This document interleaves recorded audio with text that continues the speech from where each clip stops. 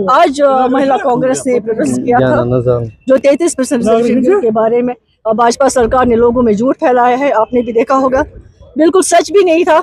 आपको मैं बताऊं, जो उन्होंने बिल्कुल एक स्पेशल सेशन बुलाया था 3 दिनों का, वो बुलाने की जरूरत ही नहीं, क्योंकि महिला आरक्षण बिल 2023 में जो पास हो चुका था। और बदकिस्मती की बात है, वो जो पास हुई थी सबके बिल्कुल समझने से पास हुई थी, लेकिन अभी तक इम्प्लीमेंट नहीं हुई थी। तो उन्होंने क्या किया, जो उसको नोटिफाई परसों 16 को उन्होंने शाम के 9:55 में नोटिफाई किया, लेकिन ये भी इनकी एक साजिश थी।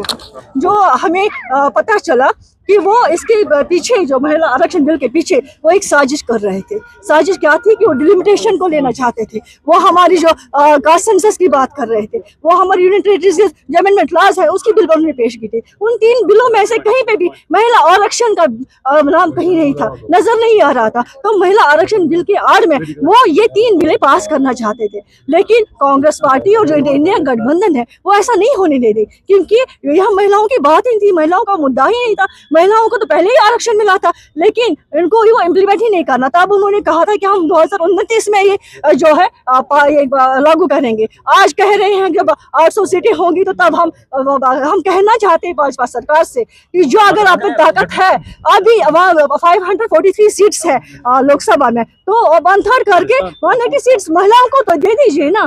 कांग्रेस पार्टी तो तैयार है उसके लिए। कांग्रेस पार्टी एक ऐसी पार्टी है जिन्होंने महिलाओं को हमेशा आरक्षण दे दिया। हमारे आजानी राजीव गांधी जी ने, आपको पता होगा, उन्होंने ही महिलाओं को पहचान दी। उन्होंने 73-74 अमेंडमेंट बिल पास करके महिलाओं को आरक्षण दे दिया, वो चाहे पंचायत के लिहाज से हो, चाहे वो हमारी लोकल बॉडीज के लिहाज से। आज हमारी महिलाएं कम से कम 15 लाख के करीब जो है इलेक्टेड है, चुन के आई है। तो हम चाहते हैं कि हमारी ऐसी लोकसभा में भी, हमारे विधानसभा में जितने असेंबलीज है उसमें महिलाएं अगर वो इम्प्लीमेंट करना चाहते थे तो 2024 में तो इलेक्शन थे। आपको नहीं पता है कि उन्होंने जैसा हाल असम का किया है, हमारे जम्मू कश्मीर में का किया है। आपने देखा होगा हमारे जम्मू कश्मीर में डिलिमिटेशन हुआ, तो हमारे यहाँ पे जम्मू कश्मीर और असम में देखेंगे कहीं जगहों पे लगभग 80 लाख ये वोटर्स है, कहीं पे 10 लाख है, कहीं पे 25 लाख है एक असेंबली में, और कहीं असेंबली ऐसे जो 5 असेंबली पे मुश्तमिल है, कहीं 15 असेंबली मुश्तमिल है। तो उन्हें जो काट छाट करके हमारे तबाही की